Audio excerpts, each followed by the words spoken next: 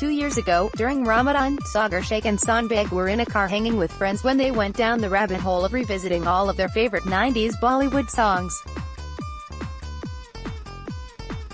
Started with Oh Jane Jaana, the 1998 classic from the film Pyar Kiya toh Darna Kiya, which Shaikh credits with getting him into Bollywood in the first place. Then they moved on to Baig's favorites, all the old-school Shah Rukh Khan hits. Soon, they were reminiscing about how they used to try to memorize the dance moves when they watched the movies. They remember their parents buying bootleg copies of Bollywood films from Indian grocery stores back in the day. The VCDs, video CDs from the 90s, often came in box sets of 4 CDs for each movie. They'd watch about 30 to 45 minutes of the movie before they had to switch CDs.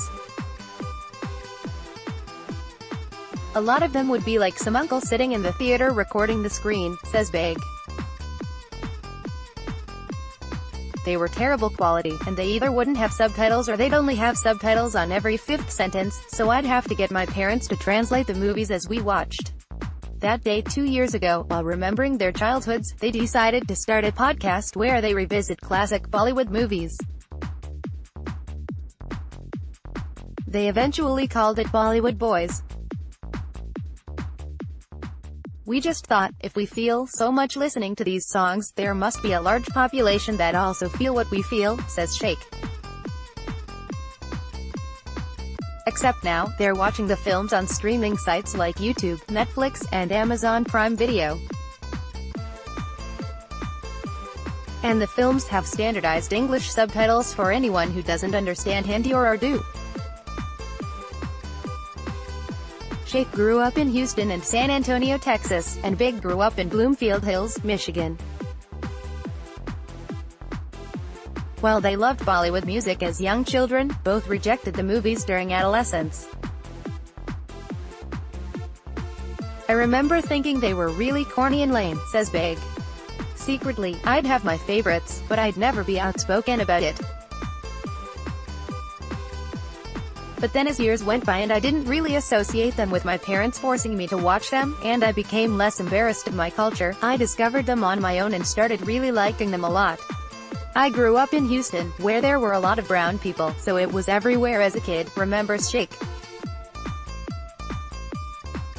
But when I moved to a predominantly white area in San Antonio, I stopped watching them completely because, suddenly, it wasn't cool anymore.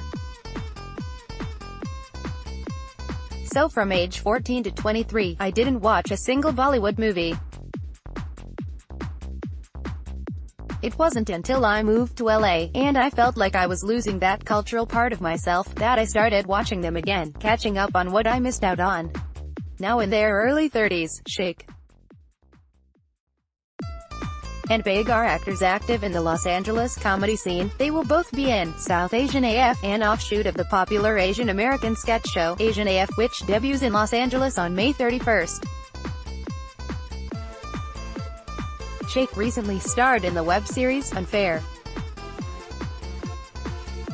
On the podcast, they improvise, do impressions of the stars, make up characters and riff off of each other as they revisit Indian movies from the past.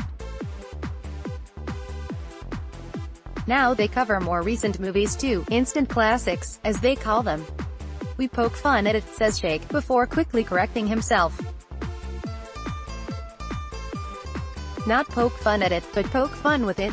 Nowadays, it's not just the mainstream Bollywood box office hits that have become more accessible, says Mike Doherty, the director of programming at the Indian Film Festival of Los Angeles, which is known more for bringing the independent cinema of India to American audiences. Doherty's first exposure to Indian cinema came through the art house film, Monsoon Wedding, and Lagan, which was nominated for an Academy Award for Best Foreign Film. Both of these films premiered in 2001.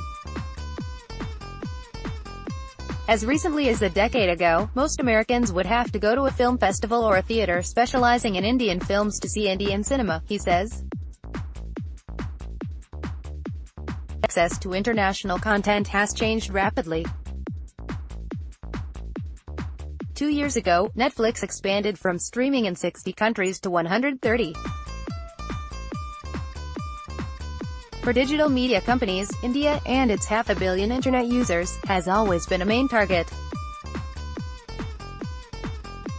It's the second most populous country in the world after China, which is for the most part blocked to US content providers. Netflix launched in India in early 2016 and Amazon Prime Video followed later that year, both attempting to compete with the country's local streaming service, Hotstar. And as these US companies chase Indian subscribers, mutually beneficial deals with Indian entertainment companies means Indian-made media is also exported and available to watch globally. One of the earliest high-profile collaborations was a 2016 content deal between Netflix and Shah Rukh Khan's production company Red Chillies Entertainment. In April, Netflix announced a deal with Indian pay TV group Tata Sky.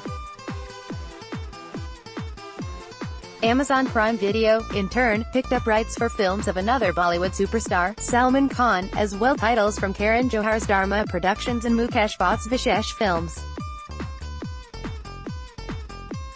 They made news last year when they ordered an unprecedented 14 comedy specials from Indian stand-up comics, and this year, they released 23 more. Amazon Prime Video's Asia-Pacific content head, James Farrell, told Reuters that his company is also targeting South Indian films in languages such as Tamil and Telugu. In addition, both Netflix and Amazon Prime Video are also investing in original series by Indian creators.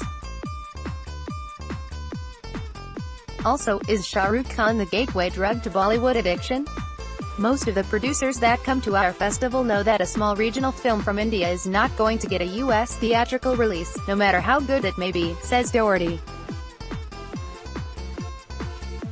But there are possibilities for them in the online spaces, and if they don't have those connections in India, we try to offer our filmmakers access to industry executives in LA that can help either with their current film or future projects. Doherty remembers his parents coming from the suburbs of Philadelphia to attend the Indian Film Festival of Los Angeles a few years ago. Despite not having any connection or knowledge of Indian cinema, they saw 3 movies in a row and loved all of them. My mom asked, "Are these going to be in theaters?" Doherty remembers. "And I said, maybe some of them will be in art houses, but they won't be in your local multiplexes unfortunately, but a couple of them are now on Netflix," and she got really excited and told her friends to watch them. That's the kind of word of mouth you want to happen. With more and more titles available, he also points to the need for curators, whether it be bloggers, podcasters or everyday fans reviewing films on social media who can act as guides to direct the average viewer. Shaikh and Baig don't consider themselves experts, but with their comedy, they've attracted a growing online community of listeners who have been inspired to go down the rabbit hole of watching Indian films with them. Their passionate listeners from all over the world send them questions for each upcoming episode, engage in debates over the merits of certain beloved classics, even fact-check them afterwards when they get something wrong. There was an article about actor Irfan Khan that was calling him the Hindi medium star, remembers Baig. And Saagar and I were like, Hindi medium. He's a big star.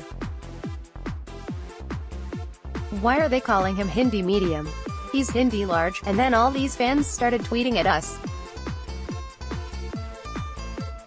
You idiots, Hindi medium is the name of a movie that he was in. It's not implying the level of his stardom. That happens a lot, says Shaikh, laughing.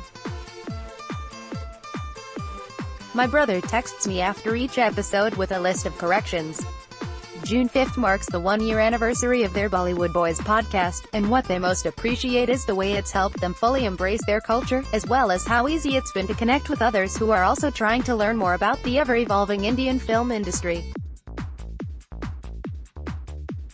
Love seeing through the years, what was cool, what type of fashion was in, which actors and actresses were popular, says Baig, because Bollywood is such a huge and important part of Indian, Pakistani and desi culture, and I felt like I was missing out on it for so long, separating myself from it. It feels so good to dive back into it and understand it now.